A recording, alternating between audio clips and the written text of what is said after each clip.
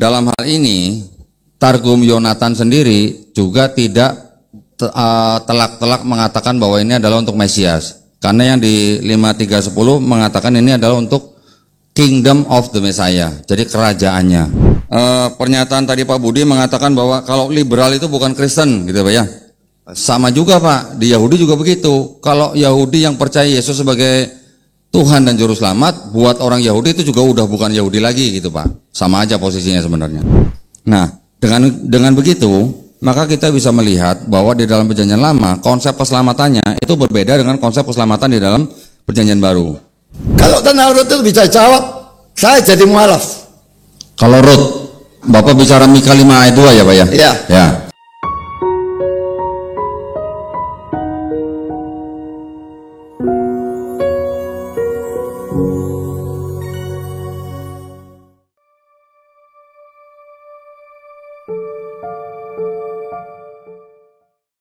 Perubahan yang baru untuk meningkatkan iman dan ketakwaan kita kepada Tuhan yang Maha Esa.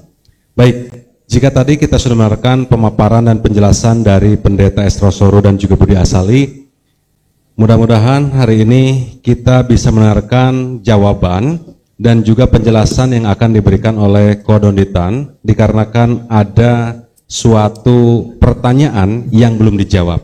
Untuk itu kita akan berikan waktu kepada Kodonditan terlebih dahulu.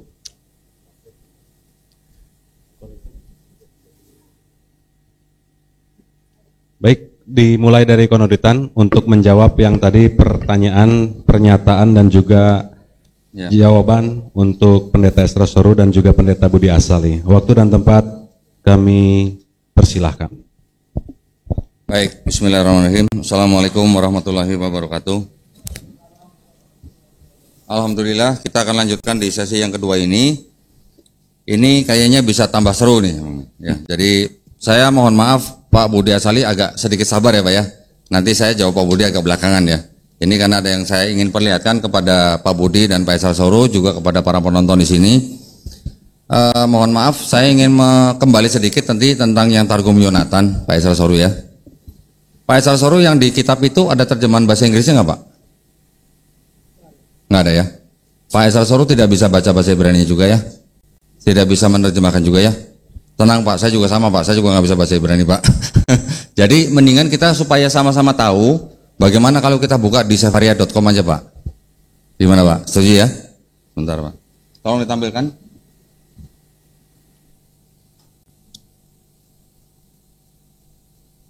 Tadi yang dipertanyakan kata Mesias itu di ayat keberapa Pak? 13. Bukan 10 Pak ya? Enggak ada 13 kan Pak? 52 ya, bukan 53 ya? Oke. Oke, saya mungkin sebelum ke situ sebentar.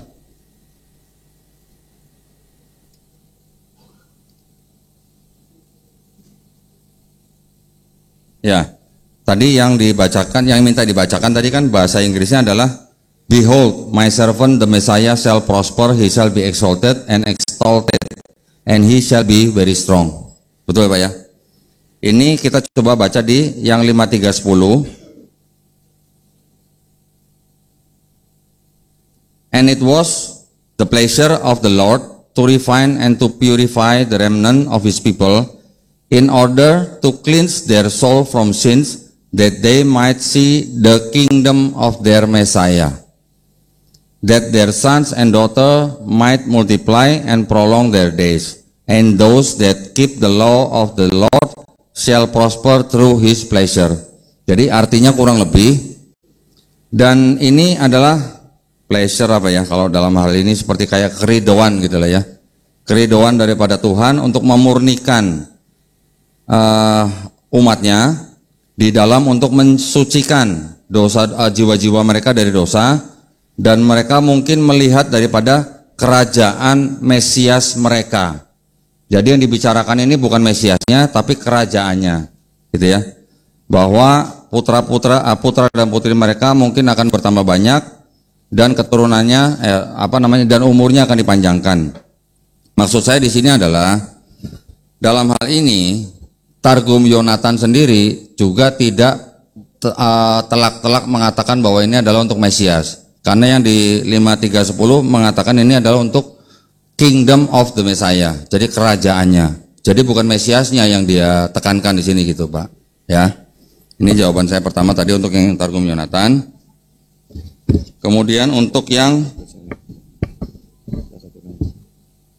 pernyataan tadi Pak Budi mengatakan bahwa kalau liberal itu bukan Kristen gitu Pak ya. Sama juga Pak, di Yahudi juga begitu. Kalau Yahudi yang percaya Yesus sebagai Tuhan dan Juru Selamat, buat orang Yahudi itu juga udah bukan Yahudi lagi gitu Pak. Sama aja posisinya sebenarnya. Oke. Terus kemudian yang belum dijawab nih, supaya nanti saya tidak dapat kartu kuning dari moderator, saya harus cek nih. Sepertinya yang Pak Budi tunggu-tunggu ini kan pertanyaan-pertanyaan yang tadi yang dari ayat keempat sampai 12 ya Pak ya. Lebih baik saya bukakan aja sekarang. Sampai ayat PP. Ya. Oh ya, atau Lamo dulu ya, Lamo ya. Lamo ini saya ambil dari biblehub.com. Biblehub.com ini juga originalnya dari Kristen juga. Yang tadi saya pertanyakan, tadi Bapak mengatakan bahwa yang Lamo itu bisa juga berarti tunggal ya Pak ya. Yang Bapak tadi memberi contoh di ya apa tadi? Kejadian 9 atau Yesaya 44:15 Pak ya. Kejadian 9 ayat 26. Kejadian 9 ayat 26. 926 sama Yesaya 44:15 ya Pak ya. Enggak, saya enggak memberikan contoh itu ya. Saya memberikan satu contoh saja. Kamu kasih contoh. Hah? Ada tadi Pak. Saya enggak, bukan saya mungkin. Oh Pak Esra Soro mungkin. Ya.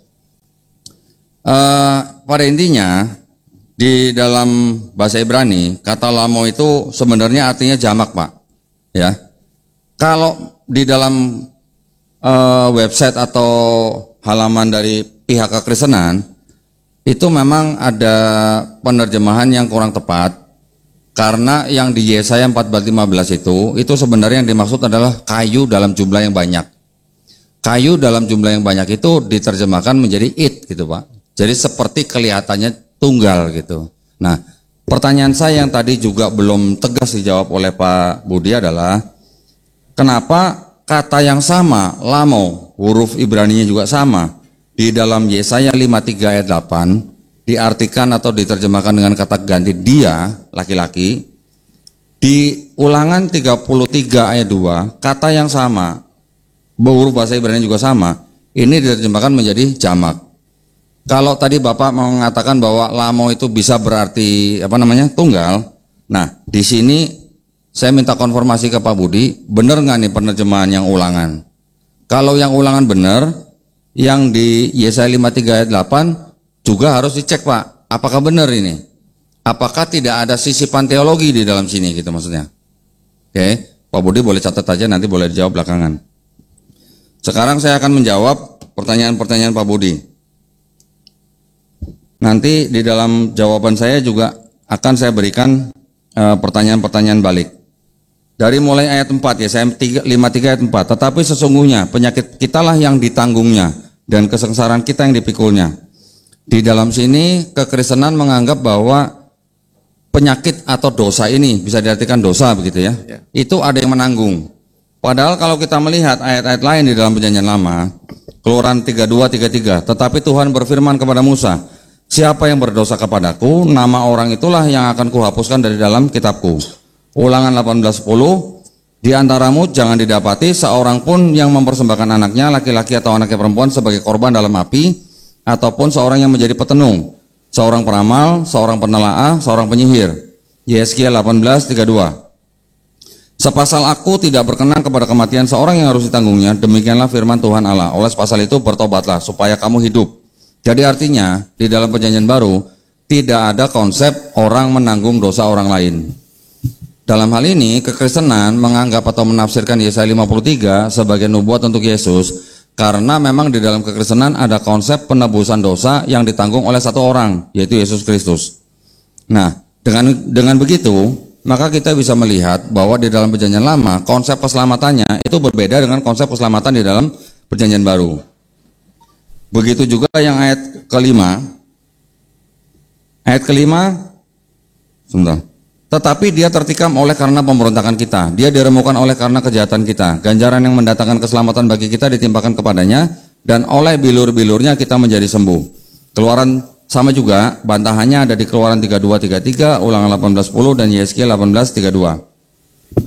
Mungkin saya bisa tambahkan dari Yeskiel atau Ulangan 24:16.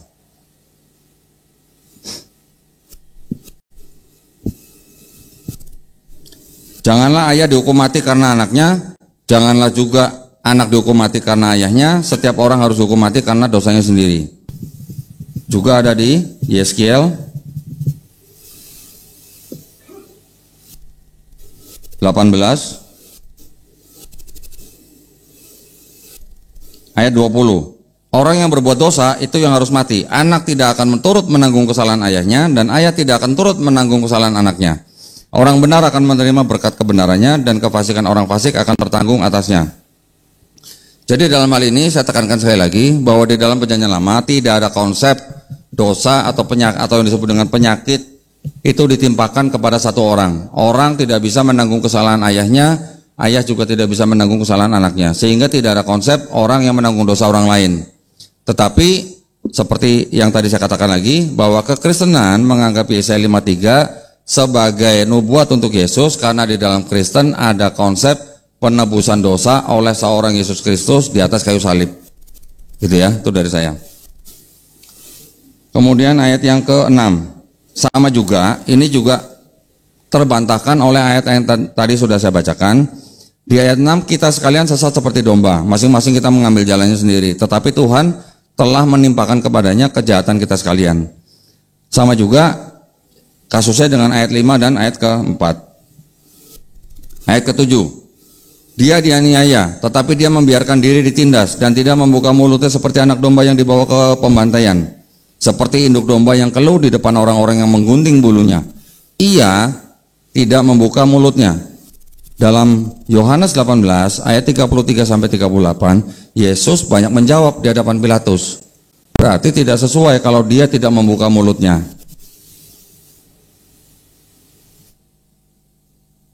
Yang ini tadi sudah ya, kita tadi sudah membicarakan tentang lamau. Nah, ini nanti Pak Budi juga minta tolong di ini lagi.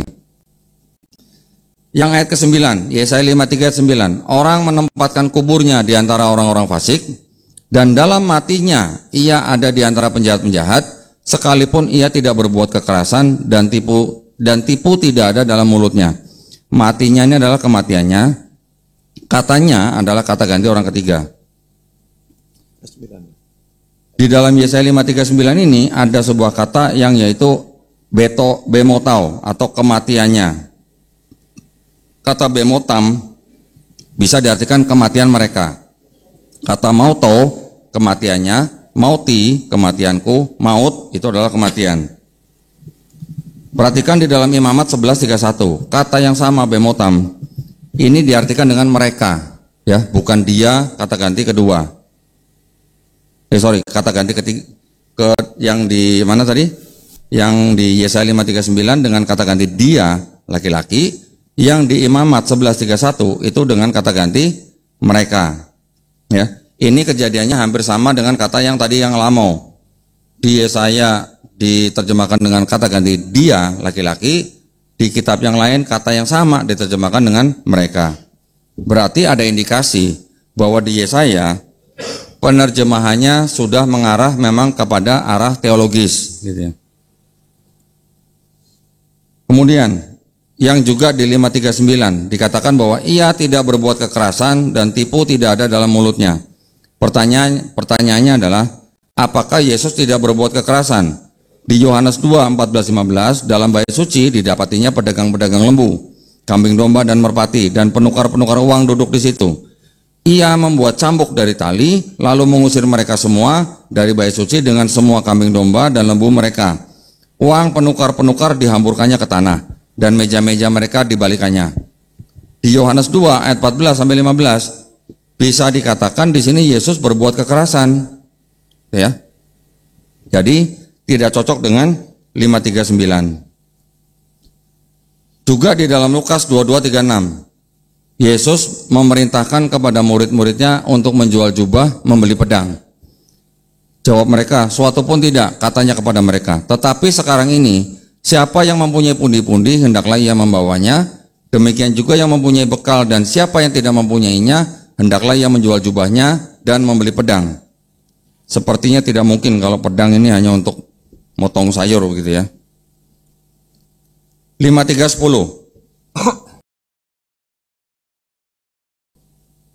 Tetapi Tuhan berkehendak menemukan dia dengan kesakitan. Apabila ia menyerahkan dirinya sebagai korban penebus salah, ia akan melihat keturunannya, umurnya akan lanjut, dan kehendak Tuhan akan terlaksana olehnya.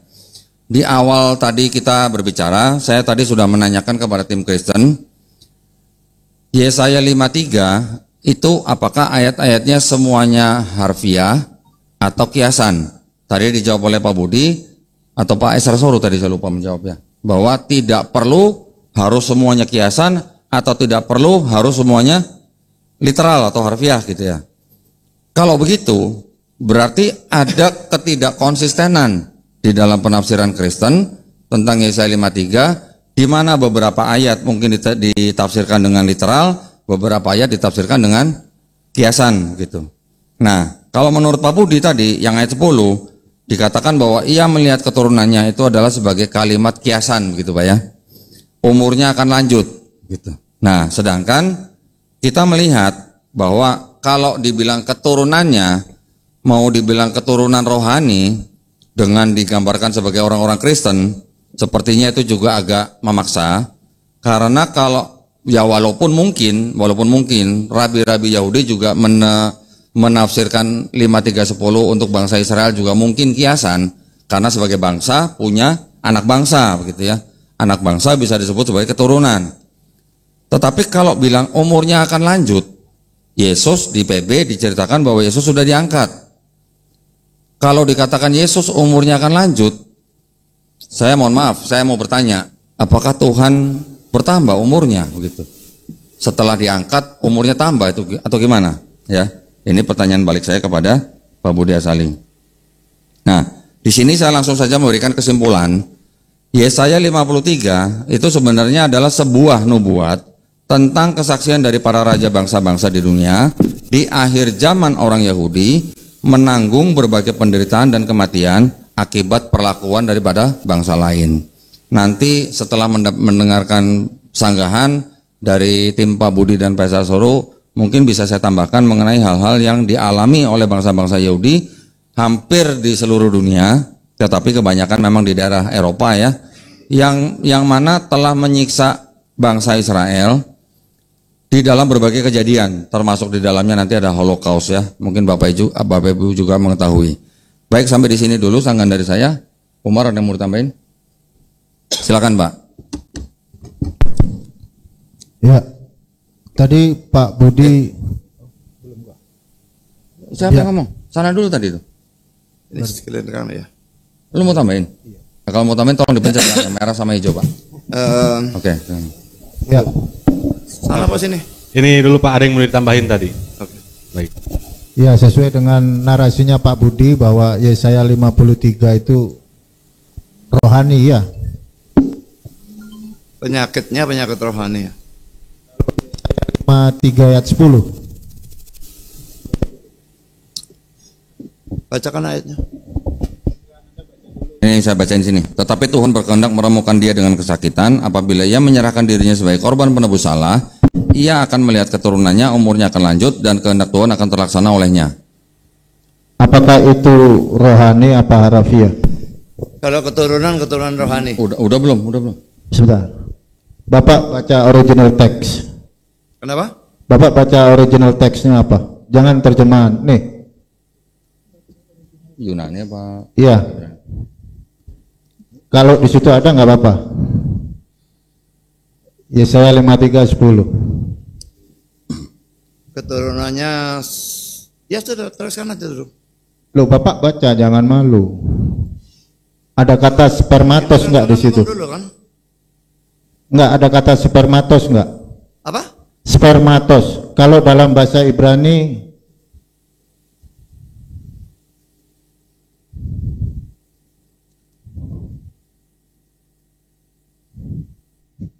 Ayat berapa? ayat 10.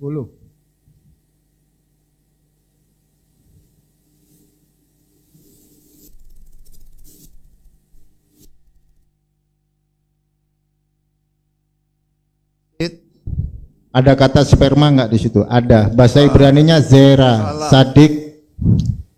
Khala. Enggak. Oh ya, sitera. Ya, ada nggak sperma? Mana atasnya? Tadi kok kalah sih? Ya, ya. Sera. Sera itu benih, bisa benihnya tanaman, bisa benihnya Itu Hebrunya, Yunaninya. Sperma bukan? Ngapain bahasa Yunaninya ini? Saya bahasa Ibrani kok. Enggak. Ini kitab Anda bukan? Ini. Anda kan? Kitab Septuaginta LWX. Saya enggak tahu kitab itu ya. Loh. Kenapa Pak Budi enggak? Ini milik siapa terusan? Enggak tahu milik siapa. Saya pokoknya enggak pakai itu. Loh kalau gitu PL Bapak berasal dari kitab apa Pak? Dalam PL kita kan penggunaan bahasa aslinya kan mesti bahasa Ibrani. Kenapa menggunakan bahasa Enggak, saya uji akademis Anda. Ini kitabnya siapa? Itu yang mana itu? Tanakh. Torah, Nevim, Ketuvim sama ini lebih dulu mana ada? Tanahnya bahasa Ibrani. Iya. Itu tanah hanya PL tak? Lebih dulu mana ada? Ya tanah lah. Dari mana Anda bisa mengatakan tanah? Masoret ada di era berapa? Ini bukan. Kalau Masoret abad 10 apa sebenarnya? Ini ngambil dari Masoret. Ini dari mana? Lalu itu menerjemahkan dari mana? Saya tanya itu menerjemahkan dari mana? Dari sini. Terus ini kan kita pandang. Jadi kalau itu menerjemahkan dari sana yang mana lebih tua? Kenapa Anda enggak ini? Kayak Loh, karena perjanjian lama, ya saya rujukannya bahasa Ibrani bukan Yunani. loh, ini kitab siapa terusan? Coba sebutkan manuskrip tertua dalam bahasa Ibrani abad berapa? Tunjukkan nama saya. Kalau ini ngambil dari Masoret abad 9-10. Topik. Saya tidak mau jawab. Udah Pak, saya permisi. Itu off topic. Apa-apaan kok bisa jawab bertanya ke sana? Oke, silakan Pak. Silakan Pak Dila. Saya mulai dari yang tadi ya. Mikha itu hidup 700 sebelum Masehi. Dan Pak Dondi bilang nubuatnya berlaku untuk Rut. Rut itu jauh di atasnya Daud. Jadi kira-kira 1200 sebelum Masehi. Saya baru tahu ini ada nubuat menunjuk ke belakang. Bagaimana bisa menunjuk ke belakang? Lalu kata ruler itu bentuk maskulin. Lalu kata permulaannya sebelum segala zaman dan sebagainya itu mustahil menunjuk pada Rut kan? Menunjuk pada Yesus cocok. Jadi bagaimana itu bisa menunjuk pada Rut? Nah kalau Pak Dondi setuju itu menunjuk pada Yesus, berarti Alkitab itu memang firman Allah. Karena 700 tahun sebelum kelahiran Kristus sudah dinubuatkan. Kelahirannya di Bethlehem, lalu Yerusalem 3, penderitaannya, kematiannya, penguburannya, kematiannya di antara penjahat, dan kebangkitannya, itu semua sudah dinubuatkan juga 700 tahun sebelum Masehi.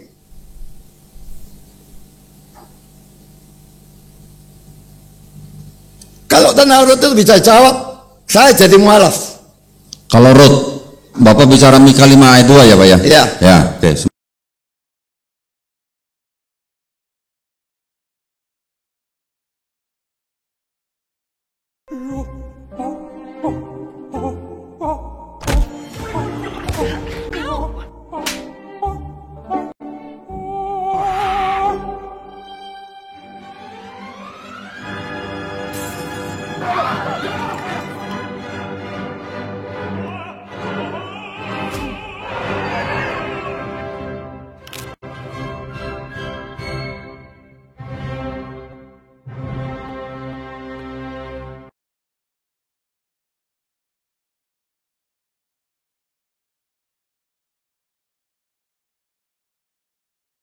Satu hal bahwa tadi Pak Dondi itu ngutip ayat yang menunjukkan bahwa untuk menolak Yesus yang dinubuatkan dari sana di ayat 3, 4, 5 bahwa konsep penggantian atau penebusan dosa itu gak ada.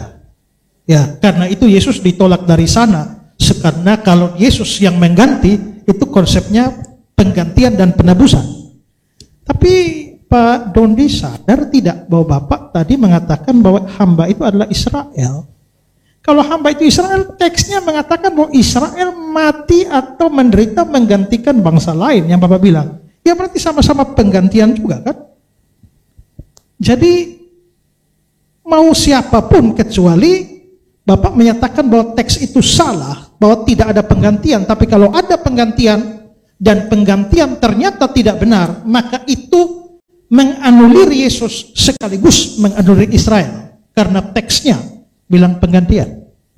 Dan nanti sebentar mungkin perlu diperhatikan, seandainya tafsiran bahwa hamba yang menderita itu adalah Yesus, Pak Budi akan jawab. Tapi kalau itu adalah Israel, bagaimana Israel diterapkan pada setiap ayat yang Bapak persoalkan tadi, yang Bapak persoalkan Yesus? Kalau dibalik, kalau yang dipersoalkan Israel, bagaimana harmoniskan itu? Termasuk misalnya Bapak menyinggung soal kematian, kuburnya dan segala macam. Kapan Israel mati dan dikubur? Lalu soal masalah tidak konsisten karena ada yang harfiah, ada yang tidak harfiah atau kiasan. Kenapa tidak? Bukan soal tidak konsisten. Bahkan dalam penggunaan hari-hari kita bisa menyatakan sesuatu yang harfiah dilanjutkan dengan sesuatu yang bersifat kiasan. Setelah saya makan 3 piring, pikiran saya jadi tenang dan anganku melambung ke planet Jupiter. Waktu saya makan harfiah, tapi kalimat selanjutnya itu sudah bersifat tidak harfiah. Jadi kalau dalam satu bagian itu ada yang harfiah, ada yang tidak harfiah, itu hal yang biasa dan tidak menggambarkan ketidakkonsistenan. Oke, saya tadi sudah katakan bahwa kata lamo itu ambigu, dan saya sudah mengutip dari Jamieson, Fault and Brown, jadi tidak usah saya ulangi lagi. Lalu kalau dikatakan dalam PL itu Yeskiel 18 ayat 20 yang diambil dari Keluaran 24 ayat 16, lalu dan ya tidak ada apa itu manusia harus tanggung dosanya sendiri dan sebagainya itu ya. Lalu Yesaya 53 ayat 6 itu diapakan? Jadi mestinya Pak Dondi jawab dulu Yesaya 53 ayat 4 sampai 6 baru memberikan ayat serangan. Tapi saya tidak dijawab. Pak Dondi cuma memberikan ayat serangan. Yesaya 18 ayat 20 menurut saya itu ayat yang berlaku umum. Jadi secara umum memang manusia menanggung dosanya sendiri. Tapi ada perkecualian. Sama saja kalau misalnya dalam Roma 3:23 dikatakan semua manusia berdosa. Tapi Ibrani 4 ayat 15 Yesus dikecualikan. Jadi di sini juga seperti itu. Umumnya memang manusia tanggung dosa sendiri. Tapi ada 3 perkecualian dalam hal ini. Pertama dosa Adam. Dosa pertama itu ditanggungkan pada semua keturunannya. Sehingga semua lahir dengan dosa asal. Dan yang kedua, dosa orang-orang yang percaya ditanggungkan pada Kristus. Dan yang ketiga, kebenaran Kristus diberlakukan untuk orang-orang yang percaya. Sehingga sekalipun saya orang berdosa, saya dianggap sebagai orang benar. Justification. Ya. Dalam PL pun menebus dosa itu dengan binatang. Tapi itu tipologi. Dan itu digenapi oleh Kristus sebagai antitipenya atau penggenapannya pada waktu dia mati tersalib. Dan itu yang dinubuatkan oleh Yesaya pasal 53. Jadi semua jadi cocok menurut saya. Tentang ayat 7 katanya tidak membuka mulut. Bukan berarti tidak membuka mulut sama sekali. Tapi biasanya orang disalib itu memaki-maki, mengutuk dan sebagainya. Yesus sama sekali tidak. Jadi bukan arti dalam tidak membuka mulut sama sekali. Lalu ayat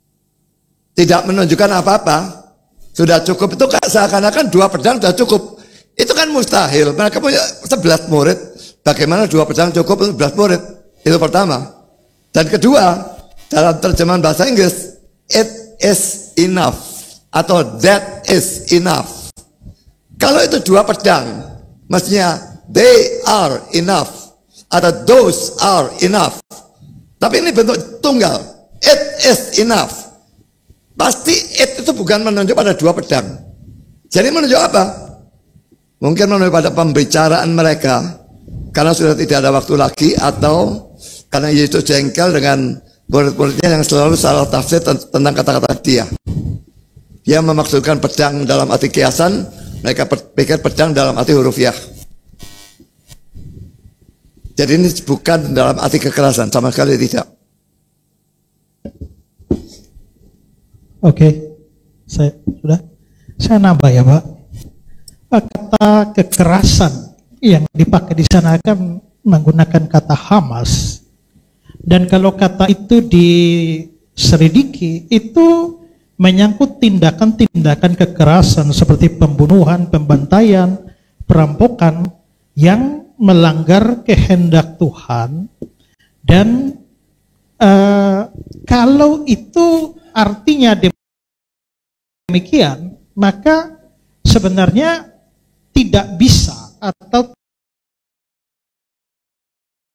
membersihkan bait Allah itu sebagai tindakan kekerasan, karena dia tidak membunuh atau melakukan kejahatan apapun. Sekarang bisa melihat bahwa di dalam Alkitab ya, atau di dalam Perjanjian Lama juga, Musa, Daud, Samuel, pemimpin-pemimpin besar lain itu melakukan pembunuhan, tapi tetap tidak dianggap kekerasan. Karena apa? Karena Tuhan memerintahkan mereka, misalnya menghukum para penyembah berhala, itu tidak dianggap sebagai kekerasan. Sehingga bagaimana mungkin Yesus yang bahkan tidak melakukan seperti tokoh-tokoh Perjanjian Lama yang membunuh, itu bisa dianggap sebagai melakukan kekerasan. Kedua, sekarang Pak, hamba yang menderita di situ tidak melakukan kekerasan, dengan pengertian kalau Yesus yang mengusir atau membersihkan bait Allah saja Bapak anggap itu kekerasan. Sekarang saya mau tanya Pak, menurut Bapak Israel itu melakukan kekerasan enggak? Israel yang Bapak anggap sebagai hamba yang menderita di sini, itu dia melakukan kekerasan atau tidak? Ingat, Yesus hanya membersihkan bait Allah, Bapak anggap kekerasan. Kalau Israel dalam sejarah mereka melakukan kekerasan tidak? Melakukan. Nah, kalau Bapak anggap melakukan, maka kalau Yesus saja yang seperti itu Bapak sudah menganulir karena dia dianggap kekerasan, apalagi Israel. Maka Bapak sebenarnya menggugurkan pandangan Bapak bahwa itu adalah Israel. Kalau Bapak terima dia melakukan kekerasan. Oke. Cukup. Baik.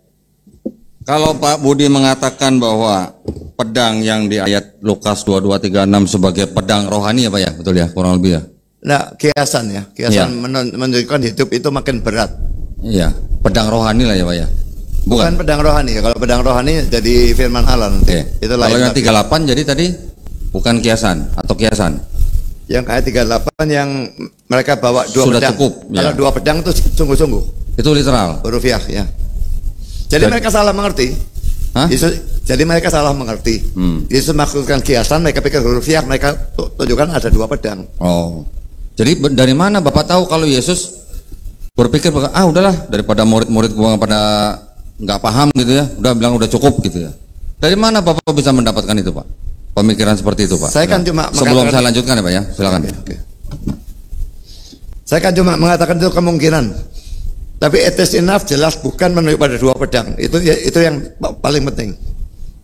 Itu tidak bisa menunjuk pada 2. Jadi apakah dia berkata pembicaraannya cukup itu karena dia sudah mau ditangkap, dia tahu bakal ditangkap, tidak bisa ada waktu lagi untuk ngomong, atau dia jengkel karena murid-muridnya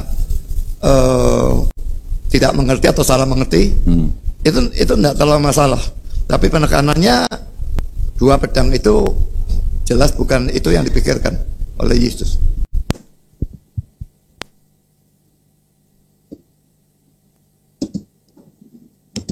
Nah, jadi kalau Bapak mengatakan di ayat 36 kiasan, di ayat 38 literal gitu.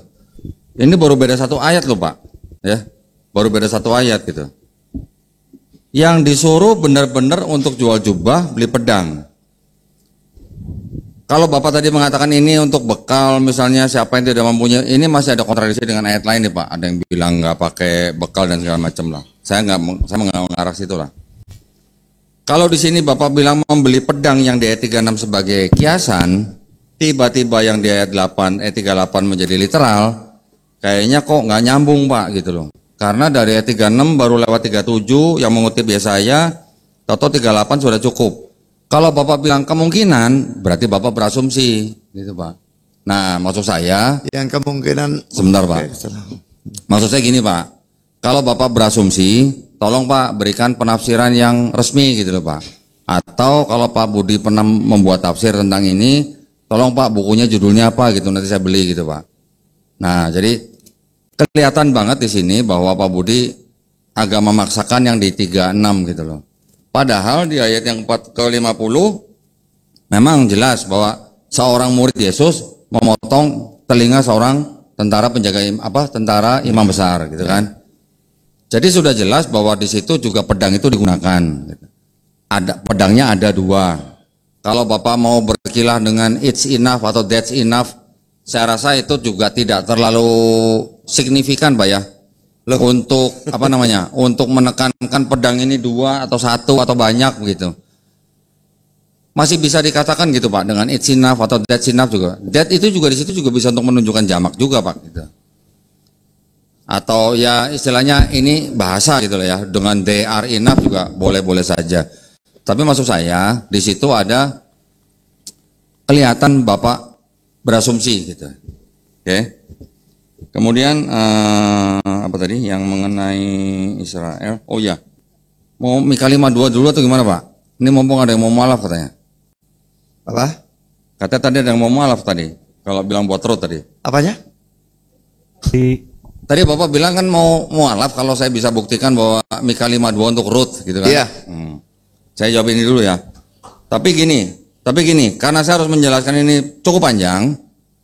Waktu saya gimana nih? Tetap gini. Ya tetap Waktu lah. tetap Ya berjalan. sudahlah, nggak apa-apa. Siapa tahu ya Pak ya. Bismillah gitu. Ini cukup panjang Pak, soalnya ada hampir 50 slide Pak. Saya harus jelaskan ke Bapak. Ya. Kalau tidak bisa Bapak yang murtadin, Hah? Apa? kalau tidak bisa jelaskan Bapak yang murtadin berani tidak? Oh enggak, saya nggak perlu Pak. Saya harus menjelaskan ini masalah 50 slide nih. Tolong diperlihatkan nih. Nah, tolong diperlihatkan.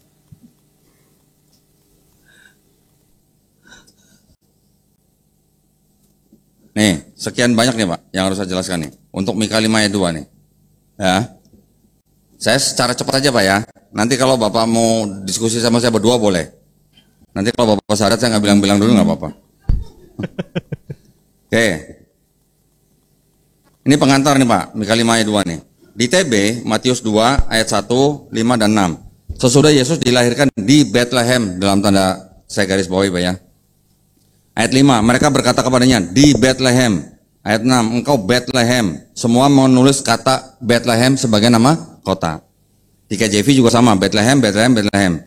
Nah, di sini yang perlu digarisbawahi adalah ada kata-kata apa? Dan engkau Bethlehem, tanah Yehuda, engkau sekali-kali bukanlah yang terkecil di antara mereka yang memerintah Yehuda.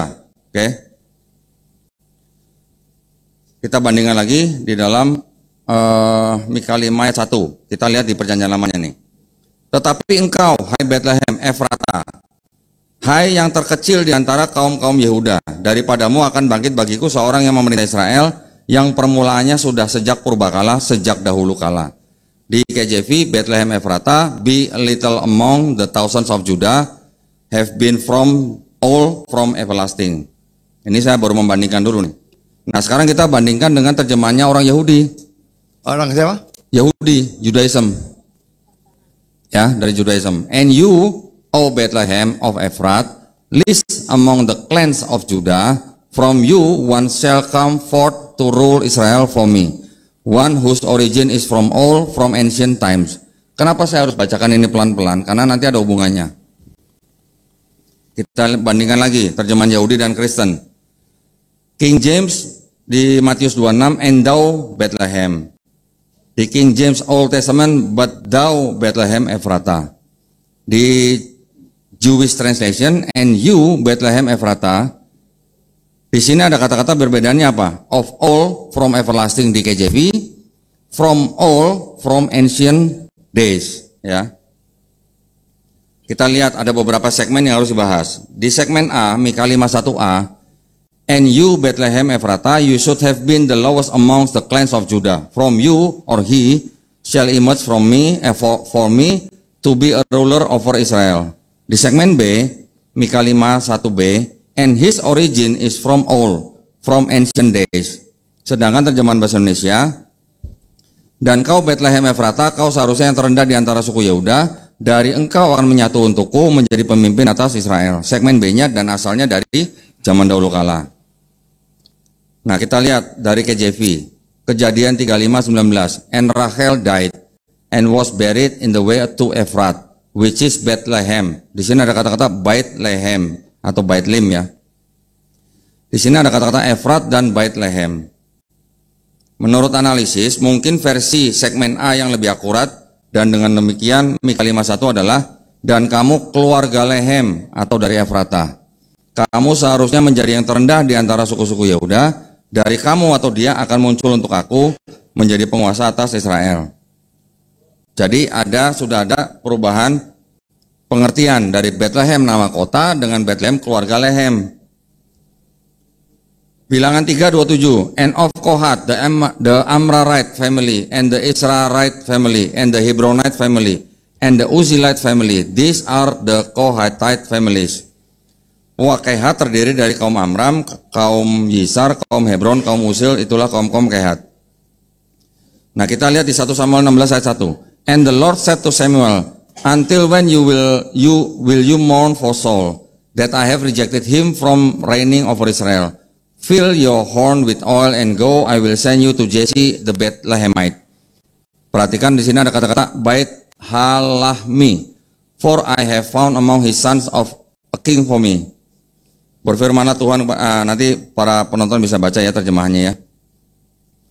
Di dalam 1 Samuel 17:12, and David was the son of this man from Ephrati, of the house of Lehem, me Bethlehem in Judah, whose name was Jesse, and he had 8 sons, and the man who was elderly in Saul's time was among the respected men. Daud adalah anak seorang Ephrata dari Bethlehem Yehuda yang bernama Isai. Isai mempunyai 8 anak laki-laki. Pada zaman Saul orang itu telah tua dan lanjut usianya. Daud adalah seorang Ephrata. Sama nih. Nah, di Rut 1 ayat 16-17. Do not entreat me to leave you, atau saya bacakan terjemahan aja ya. Janganlah desak aku meninggalkan engkau dan pulang dengan tidak mengikuti engkau. Sebab kemana engkau pergi, ke situ jugalah aku pergi. Dan di mana engkau bermalam, di situ jugalah aku bermalam. Bangsamu lah bangsaku dan Allahmu lah Allahku. Di mana engkau mati, aku pun mati di sana, dan di sanalah aku dikuburkan. Beginilah kiranya Tuhan menghukum aku, bahkan lebih lagi daripada itu, jikalau sesuatu apapun memisahkan aku dari engkau selain daripada maut. Ini adalah perkataan Rut kepada menantunya Naomi. Sebentar, tadi di mana tadi?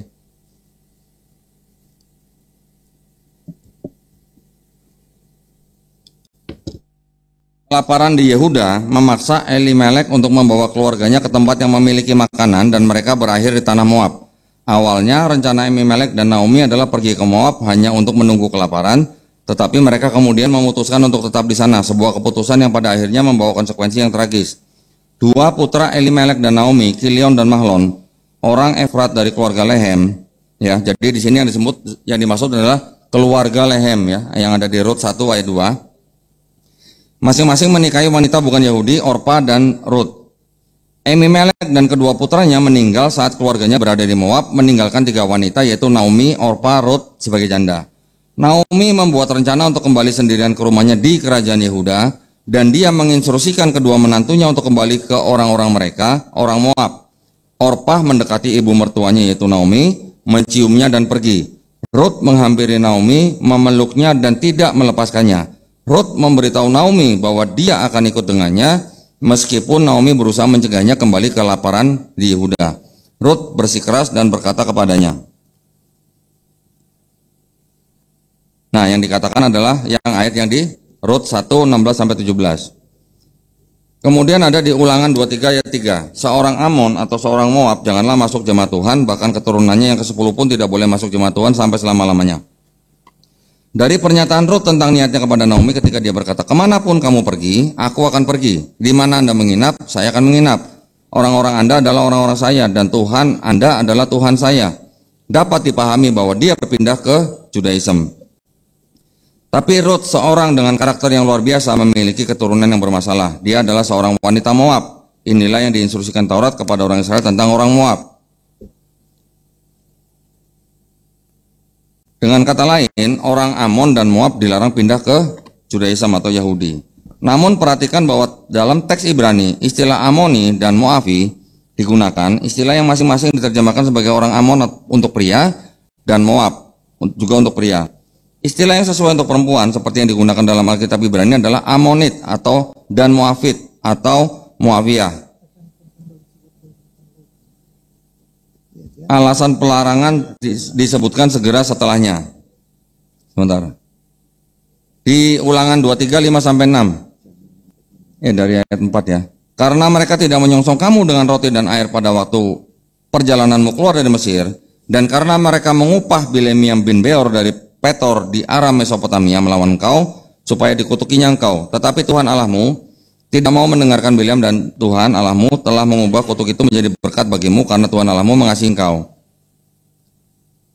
Dan ini juga diulangi di lain waktu oleh Nehemia di Nehemia 13 1-2. Pada masa itu bagian-bagian daripada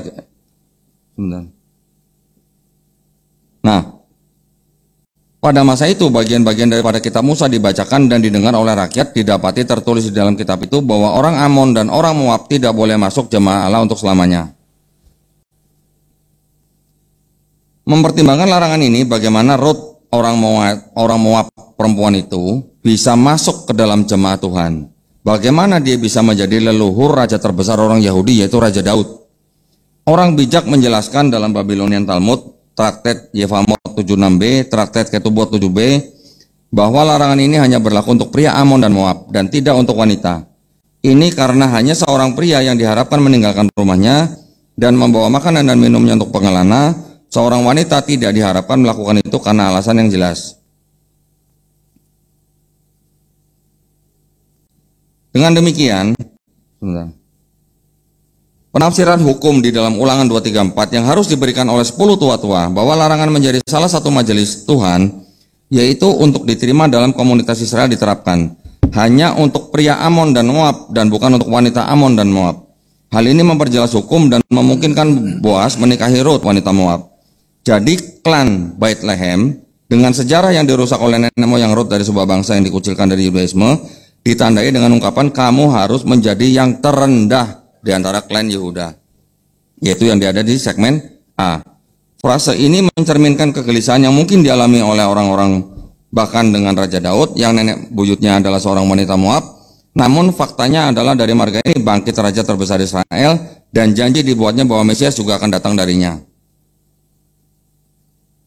Nah, kita tadi sudah melihat terjemahan bahasa Inggris dan terjemahan bahasa Indonesia yang sudah kita bagi menjadi segmen A dan segmen B. Bagian ini adalah tentang nenek moyang Raja Daud dengan Mesias hanyalah produk sampingan darinya. Fakta ini bahkan diperkuat oleh penerjemahan dalam New Jerusalem Bible, terjemahan Kristen, yang penerjemahnya menyatakan sebagai berikut dalam catatan kaki untuk ayat ini, Mika 5:2, hanya bagian yang relevan dari catatan kaki yang dikutip di sini. Mika sedang memikirkan asal-usul dinasti Daud kuno, yaitu ada di Rut 4:11, 17, 18-22, dan 1 Samuel 17:12. Para misionaris kemudian menafsirkan bagian ini sebagai nubuatan dari tempat kelahiran Kristus. Dengan kata lain, Meskipun bagian ini tidak mengesampingkan kota Bethlehem sebagai tempat kelahiran Mesias, seperti halnya tempat lain, gagasan bahwa itu adalah tempat kelahirannya diperkenalkan kemudian dalam Perjanjian Baru sebagai interpretasi oleh penulis Gospel. Fakta bahwa segmen A di Mika 51 menghilangkan identifikasi positif Bethlehem sebagai tempat kelahiran Mesias menciptakan masalah serius bagi gereja. Masalah ini ditambah dengan kalimat penutup dalam teks Ibrani di segmen B, Mi Yemi Olam dari zaman kuno. Nah, ini adalah yang di bagian 1B, yaitu dan asalnya dari zaman dahulu kala. Ya, kalau yang di KJV menggunakan kata everlasting.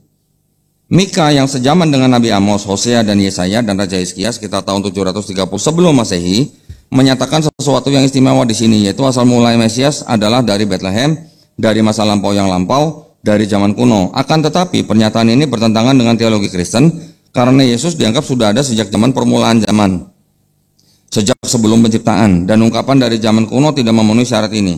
Untuk memperbaiki masalah ini, banyak penerjemah Kristen hanya mengganti hari-hari kuno dengan hari-hari kekekalan atau kekal, atau hari-hari waktu yang tidak terbatas. Lihat misalnya di KJV, NAS, dan NWT. Bagaimana seseorang dapat menentukan siapa yang mengatakan kebenaran? Nah, kita lihat di sini ada penerjemahan yang dikeluarkan oleh bagian Kristen dari kata Yemeolam di Yesaya 6:39 dan 11, yang terjemahannya sebenarnya adalah hari-hari zaman dulu. Di KJV menjadi sama, ini tidak berubah. Di Amos 9:11, Mika 7:14, Maliaki 3:4 juga disebut sebagai as in days of old. Tetapi ketika di Mika 52 ayat 1 atau 2, dari Mi Yolam, dari from ancient days, berubah di KJV menjadi from everlasting. Ekspresi Ibrani Yemeolam zaman kuno digunakan dalam Mika 51 dengan preposisi dari sebagai Miolam dari zaman kuno. Tabel ini menunjukkan semua 6 contoh dalam Alkitab Ibrani dari ekspresi Yemeolam zaman kuno, termasuk kombinasinya dengan berbagai preposisi. Juga ditunjukkan dalam tabel adalah penerjemahan masing-masing dari ekspresi ini di KJV. Perhatikan bahwa ungkapan tersebut diterjemahkan dengan benar dalam KJV dalam 5 dari 6 kasus sebagai hari tua yang identik dengan hari-hari kuno. Namun di Mika 52 diterjemahkan sebagai selamanya. Jadi ada perubahan dari zaman dahulu atau hari-hari tua, hari-hari kuno menjadi selamanya. Apa yang memotivasi para penerjemah KJV untuk membuat ekspresi yang sama dengan benar di semua tempat kecuali di satu tempat, yaitu di Mika 5 ayat 2 yang berbicara tentang Mesias? Mungkinkah mengganti dari zaman kuno dengan dari yang kekal dalam bagian ini akan menyelaraskan nubuat Perjanjian Lama ini dengan teologi Kristen? Apakah penerjemah KJV terlibat di sini dalam tindakan penipuan yang soleh? Ada istilah penipuan soleh. Ya. Kemudian demi kelengkapan dan keadilan perlu dicatat bahwa berbeda dengan KJV dan beberapa Alkitab Kristen lainnya, beberapa penerjemah Kristen telah dengan benar menerjemahkan frase ini, misalnya NAB, NIV, NRSV, RSV, dan New Jerusalem Bible di antara yang lain. Seperti yang ditunjukkan di atas, ungkapan dari zaman kuno membawa pembaca kembali ke Raja Daud dan leluhurnya yang menciptakan masalah teologis yang serius bagi agama Kristen. Juga diperlihatkan bagaimana penerjemah KJV berusaha memecahkan masalah ini dalam membawa Mika 52 mereka. Penulis Injil Matius tampaknya mengenali masalah ini ketika dia mencoba untuk membangun skenario yang kohesif, dan cara kreatifnya untuk menangani konteks yang benar dari Mika 52 adalah dengan menyatakan ulang ayat ini. Tadi ini kita udah baca ya. Setelah membandingkan Matius 2:6 dengan terjemahan KJV dari Mika 52, perubahan berikut terbukti di bagian yang sesuai dengan bagian dalam KJV yang setara dengan segmen A. Nama tempat itu Efrata tidak ada dalam ayat ini. Sebuah perubahan halus dalam konteks terjadi dari meskipun engkau sedikit di antara ribuan Yehuda dalam Perjanjian Lama KJV menjadi engkau bukan yang terkecil di antara para pangeran Yehuda dalam Perjanjian Baru KJV. Gelar generik penguasa dalam KJV Perjanjian Lama diganti dengan posisi khusus gubernur dalam KJV Perjanjian Baru. Seperti yang telah disebutkan sebelumnya, penulis Injil Matius menggunakan versi terpotong dari Mika 5:1 atau 2 dalam Matius 2:6. Jadi perubahan yang jelas adalah segmen B dari ayat aslinya telah dihapus. Jelas segmen A sebagai bagian yang agak lurus ke depan yang bisa merujuk pada Mesias yang berasal dari Bethlehem hanya membutuhkan sedikit penyuntingan untuk membuatnya sejalan dengan sisa ceritanya. Di Matius 2:13, Setelah orang-orang Majus itu berangkat, namakalah malaikat Tuhan kepada Yusuf dalam mimpi dan berkata, bangunlah, ambillah anak itu serta ibunya, larilah ke Mesir dan tinggallah di sana sampai aku berfirman kepadamu, karena Herodes akan mencari anak itu untuk membunuh dia. Mengenai segmen yang B, yang merupakan bencana bagi teologi Kristen, penulis Gospel Matius melakukan sesuatu yang menarik, seperti yang juga dilakukannya di tempat lain, misalnya Matius 2:13. Dia menghapus bagian bermasalah segmen B dari Mika 5:2 sehingga tidak ada dalam Matius 2 ayat 6. Dan dia hanya menerapkan versi yang diedit dari segmen A pada apa yang dia tulis dalam Matius 2 ayat 6. Bagian yang bermasalah akan menarik pembaca ke asal mula Mesias sekitar 200 sampai 300 tahun di belakang Mika dalam skala waktu historis kepada Raja Daud sendiri. Penulis Matius menolak untuk menerima perkataan Nabi Mika karena mereka menggambarkan Bethlehem sebagai klan dan komunitas Yehuda yang paling tidak signifikan. Bagaimana bisa jika Mesias akan lahir di sana? Mesias tidak dapat dilahirkan di tempat yang tidak penting, yaitu yang terendah di tiang totem. Tindakan ini menunjukkan bahwa penulis Matius tahu dan mengerti sangat sedikit tentang Alkitab Ibrani, dan bahwa dia tidak mengerti bahwa yang dimaksud di sini adalah Rut. Jadi, untuk menyesuaikan perikop ini agar sesuai dengan paradigmanya, penulis Matius tidak hanya menerapkan sebagian dari ayat itu di luar konteks dengan membuang bagian yang bermasalah itu, tetapi dia juga mengubah konteks dari apa yang tertulis dalam Alkitab Ibrani dengan membalikkan kamu untuk dibaca menjadi kamu bukan. Berbeda dengan penulis Matius, penulis Lukas agak lebih berhati-hati. Sementara dia bersikeras bahwa Yesus lahir di Bethlehem, dia membuat hubungan yang benar bahwa itu adalah kota Daud, Lukas 2 ayat 4 dan 11. Ada contoh lain di mana para penulis Matius yang diduga seorang Yahudi membuat kesalahan, sementara penulis Lukas yang diduga seorang non-Yahudi lebih berhati-hati dalam menangani subjek yang sama. Salah satu contoh penting adalah penerapan Zakaria 9 ayat 9 sampai 10 dalam Bible, seperti yang dibahas dalam Matius 2 1 ayat 1 sampai 7. Perikop ini mengatakan Yesus datang ke Yerusalem dengan 2 keledai. Sedangkan dalam Lukas 19 ayat 29 sampai 35, Yesus dikatakan datang dengan 1 keledai. Apakah Mika 5:2 merupakan nubuat bahwa Mesias Yahudi akan lahir di Bethlehem? Klaim Kristen bahwa Yesus menggenapi nubuat ini dengan dilahirkan di Bethlehem. Seperti yang ditunjukkan dalam analisis, kota Bethlehem adalah tempat asal keluarga Raja Daud, dan nubuat ini berbicara tentang Bethlehem sebagai tempat asal Mesias, meskipun tidak harus tempat kelahirannya. Teks Ibrani dengan jelas menyatakan bahwa nenek moyang Mesias berasal dari Bethlehem. Karena terjemahan Mika 5:2 di dalam KJV dari Alkitab Ibrani datang berabad-abad setelah Gospel Matius ditulis, satu-satunya pilihan yang tersedia bagi penerjemah Kristen untuk menyelaraskan Mika 5:2 dengan teologi Kristen dan Matius 2:6 adalah mengubah konteks teks sesuai dengan ayat sumber. Karena orang Kristen umumnya mempelajari Perjanjian Baru terlebih dahulu, ide-ide teologis mereka menjadi mapan pada saat mereka melanjutkan ke Perjanjian Lama untuk mencari petunjuk dalam tanda kutip. Sehingga perbedaan antara Matius 2:6 dan Mika 5:2 bahkan tidak terlihat. Kesimpulan, Mika 5:2 tidak berbicara mengenai seorang yang akan lahir di kota Bethlehem, melainkan berbicara mengenai menggunakan logika klaim Kristen dan mengingat ribuan orang telah datang dari Bethlehem selama sejarahnya. Bagaimana mungkin untuk mengidentifikasi yang mana dari mereka adalah Mesias? Perlu dicatat juga bahwa sehubungan dengan atribut mesianik yang penting yang dijabarkan oleh para nabi Yahudi dalam Alkitab Ibrani, yang tidak dipenuhi oleh Yesus dilahirkan di Bethlehem tidaklah penting, bahkan jika itu benar.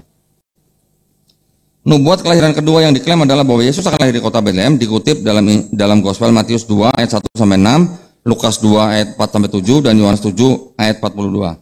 Dari ayat-ayat tersebut, Matius dan Yohanes secara khusus merujuk pada nubuatan di dalam kitab suci Ibrani. Bagian yang dimaksud dalam Mika 5:2 yang berbunyi, tetapi bagimu Bethlehem Efrata, terlalu sedikit untuk berada di antara suku-suku Yehuda, darimu akan keluar bagiku untuk menjadi penguasa di Israel, keberadaannya dari masa lampau hari-hari kekekalan. Efrata dalam nama kuno Bethlehem di Kejadian 35:19, tetapi untuk membingungkan Bethlehem Efrata juga merupakan nama seseorang, Bethlehem putra atau cucu Efrata di 1 Tawarik 4 ayat 4, 250 sampai 51. Oleh karena itu, nubuat ini dapat merujuk kepada penduduk asli kota atau keturunan dari orang tersebut. Jika yang pertama atau lebih mungkin karena Bethlehem adalah tempat kelahiran Raja Daud, dari siapa Mesias harusnya diturunkan, maka Yesus memenuhi syarat berdasarkan tempat kelahirannya tetapi gagal memenuhi syarat sebagai penguasa Israel. Umat Kristen menyatakan bahwa ini adalah nubuatan yang akan digenapi pada kedatangan kedua. Di Kejadian 35:19, demikianlah Rahel mati lalu ia dikuburkan di sisi jalan ke Efrata, yaitu Bethlehem. Rut 4:11, dan seluruh orang banyak yang hadir di pintu gerbang dan para tua-tua berkata, kamilah menjadi saksi. Tuhan kiranya membuat perempuan yang akan masuk dalam rumahmu sama seperti Rahel dan Lea, yang keduanya telah membangunkan umat Israel. Biarlah engkau menjadi makmur di Efrata dan biarlah namamu termasyhur di Bethlehem. Begitu juga ini 1 Tawarik 44 ada kata-kata Bapa Bethlehem. 1 Tawarik 2:50-51 juga ada kata-kata Bapa Bethlehem. Jika yang terakhir, Yesus tidak memenuhi syarat karena tidak satupun dari silsilah yang dituduhkannya. Lebih lanjut tentang ini di bawah mencantumkan Bethlehem atau Efrata. Ada berbagai nubuat silsilah yang diduga tentang nenek moyang Mesias. Dikatakan bahwa Kejadian 22:18 dan 12:2-3 adalah nubuatan bahwa Mesias akan menjadi keturunan Abraham. Tetapi ayat-ayat ini tidak mengatakan apapun tentang Mesias. Mereka hanya mengatakan bahwa keturunan Abraham akan diberkati.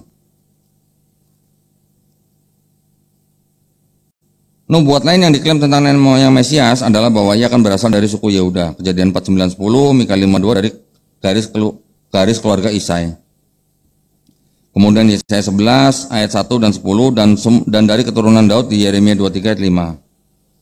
Juga 2 Samuel 7:12-16.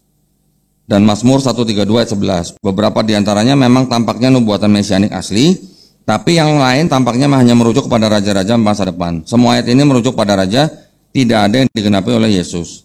Nah, kita juga bisa melihat di antara silsilah yang ada di dalam Matius dan Lukas, ada memang beberapa nama yang dihilangkan. Ya, masalah nubuat ini berjalan lebih jauh. Apakah Yesus sebenarnya dari suku Yehuda, garis keluarga Isai, dan keturunan Daud? Satu-satunya bukti untuk ini adalah dua kumpulan silsilah Yesus dalam Matius 1 ayat 1-17 dan Lukas 3 ayat 23-38.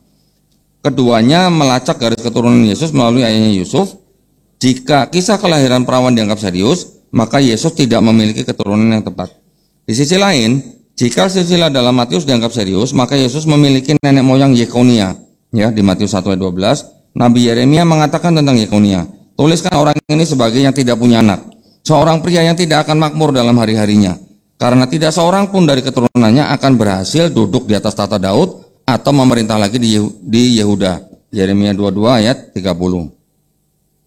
Ya, Konya bin Yoyakim. Ini di Tawarikh 3 14-19 untuk keturunan Daud, anak-anak Yosia, anak yang kedua Yoyakim, keturunan Yoyakim adalah Yekonya, anak Yekonya adalah orang kurungan yaitu Sealtiel anaknya. Baik, nah dari sini kelihatan ya bahwa kata Bethlehem yang ada di Matius itu dan juga kata-kata Bethlehem yang ada di Perjanjian Lama itu adalah bisa dikatakan terjemahannya adalah terjemahan Kristen yang ditujukan untuk kota Bethlehem yang kemudian diklaim bahwa ini adalah kota kelahiran Yesus menggunakan yang di Mika 5 ayat 2. Berdasarkan dari analisis yang tadi saya tunjukkan, ada beberapa pengertian yang berbeda antara dengan Bethlehem dengan Bethlehem. Bethlehem yang dimaksud dalam Bible Kristen adalah kota Bethlehem tentang kota kelahiran Yesus, tetapi yang itu adalah Bethlehem keluarga Lehem, gitu. Klan atau suku lah begitu ya. Nah itu yang bisa saya tunjukkan ke Pak Budi. Saya sudah menunjukkan apa yang sudah saya ketahui. Silakan Pak Budi putuskan. Terima kasih Pak. Baik, sebelum kita mendengar penjelasan atau bantahan atau sanggahan dari Pendeta Budi Asali, kita akan break sejenak sekitar 10 atau 15 menit untuk menikmati coffee break.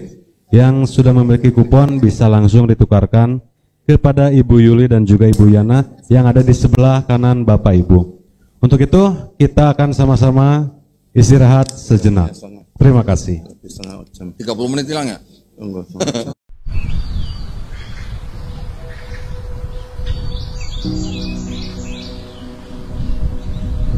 Di Telawit Kampung Pesantren ini terletak di Kecamatan Kendahar, kurang lebih dari pusat kota Tahuna 30 menit, di sebelah utara kota Tahuna.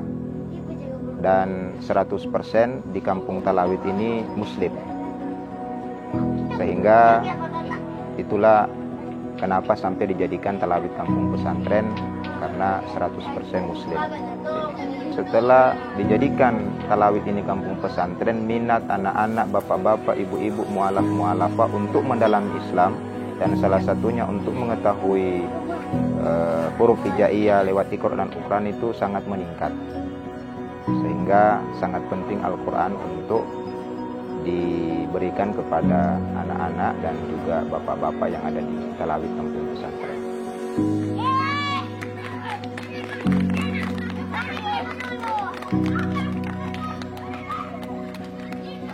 Itu 1 bulan sudah ada 5 yang robek, karena memang anak-anak.